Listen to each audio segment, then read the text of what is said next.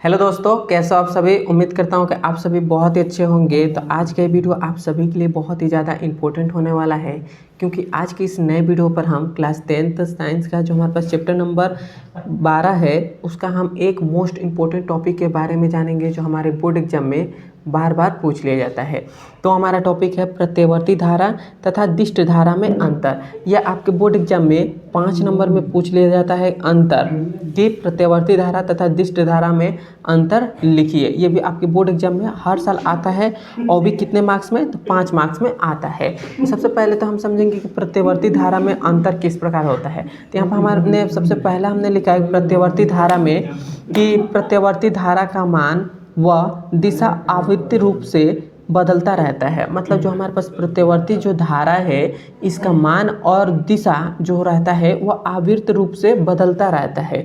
लेकिन वही बात हम दिष्ट धारा की करें तो दिष्ट धारा में क्या होता है, इसकी मान और दिशा जो होते हैं वह आवर्त रूप से नहीं बदलता है। तो आप इसका पहला आप क्या लिखेंगे, इसका पहला अंतर आप लिखिएगा। जब भी आप लिखना होगा तो आप यही लिखिएगा कि प्रत्यवर्ती धारा में धारा का मान व दिशा आवर्त रूप से बदलता रहता है।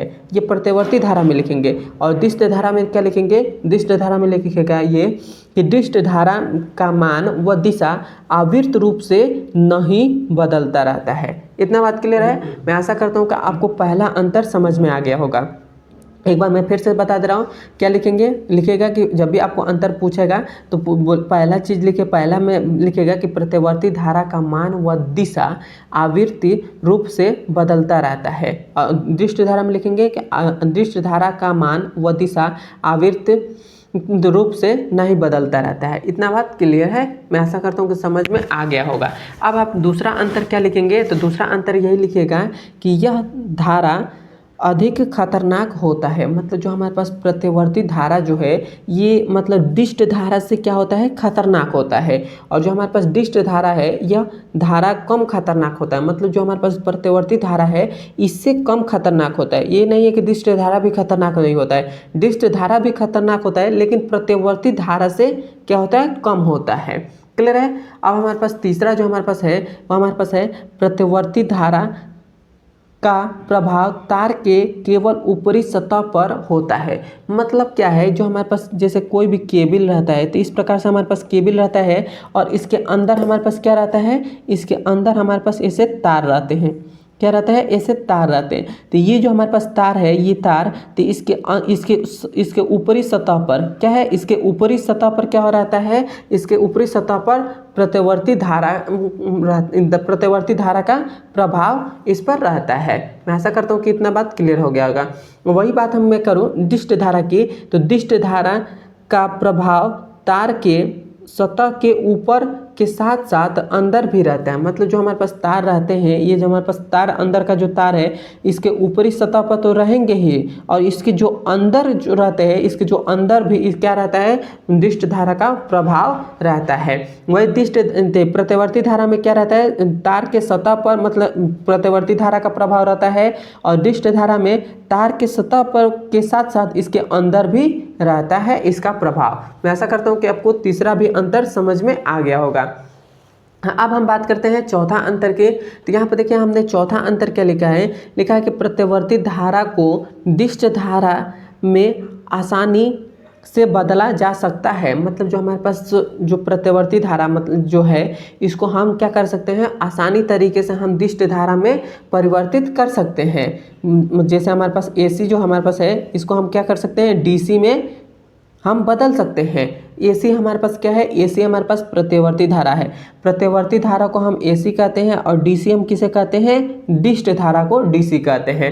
तो हम क्या कर सकते हैं, जो एसी है इसको हम आसानी तरीके से हम दिष्ट धारा में बदल सकते हैं। लेकिन हम दिष्ट धारा को मतलब यही हमारे पास है चौथा अंतर जो है, ये हमने लिखा है कि दिष्ट धारा को हम आसानी से एसी में नहीं बदल सकते हैं। तो यही हमने लिखा है कि दिष्ट धारा को प्रतिवर्ती धारा में आसानी से बदला नहीं जा सकता है। मतलब आप क्या कर सकते हैं, आप जो हमारे पास AC जो हमारे पास है AC, इसको आप आसानी तरीके से दिष्ट धारा में परिवर्तित कर सकते हैं, लेकिन जब आप दिष्ट धारा को AC में परिवर्तित करेंगे तो बहुत कठिन होता है। ऐसा नहीं कि बदलता नहीं है, बदल जाता है, लेकिन बहुत ही कठिन से बदलता है, आपको थोड़ी सी मतलब तकलीफ होती है।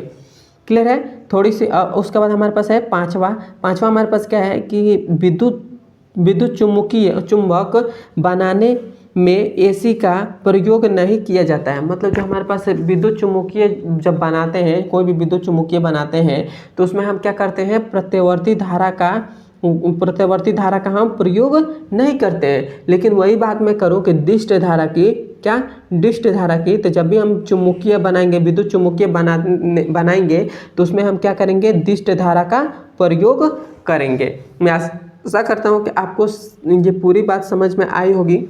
समझ में आया है तो एक बार मुझे कमेंट में ज़रूर बता दें। मैं आपको एक बार मैं शॉर्ट फॉर्म में बस मैं थोड़ा सा मतलब आपको बता दे रहा हूँ कि आपके दिमाग में पूरा बात बैठ जाएगा। तो देखिए, हम प्रतिवर्ती धारा को हम AC कहते हैं और दिष्ट धारा को हम DC कहते हैं। क्लियर है? तो आप ये भी अंतर लिख सकते हैं कि पहला अंतर लिख सकते हैं, या आप ये अंतर नहीं लिखेगा जब आपके दिमाग में नहीं आता है, तो आप एग्जाम में बैठे हुए हैं तब आपके दिमाग में इसका अंतर नहीं आ रहा है, तो आप क्या लिख सकते हैं कि प्रतिवर्ती धारा को हम AC कहते हैं और दिष्ट धारा को हम DC कहते हैं। तो एक अंतर आप लिख सकते हैं। जब आपके दिमाग में नहीं आ रहा होगा, ये मतलब ये अंतर नहीं समझ में मतलब नहीं याद आया होगा, तभी आप एक अंतर लिख सकते हैं।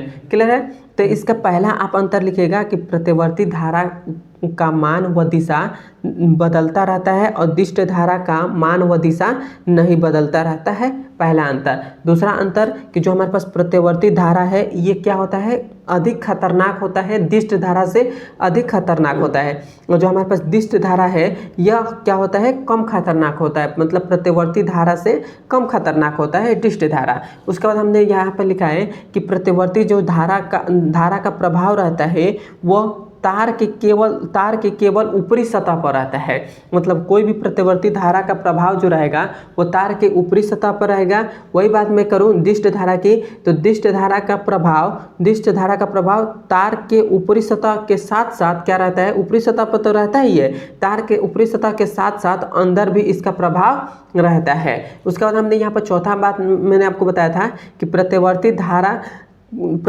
धारा को दिष्ट धारा में आसानी से बदला जा सकता है, लेकिन दिष्ट धारा को प्रतिवर्ती धारा में आसानी से नहीं बदला जा सकता है। उसके बाद हमने यहाँ पर लिखा है पांचवा कि विद्युत चुम्बक बनाने में AC का प्रयोग नहीं किया जा सकता है, लेकिन यहाँ पर विद्युत चुम्बकीय बनाने में ये DC का प्रयोग किया जाता है।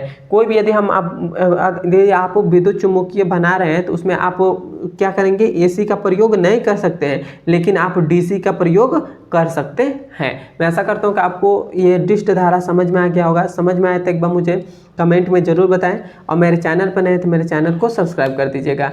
अब हम मिलते हैं इसके अगले नंबर वीडियो में। धन्यवाद।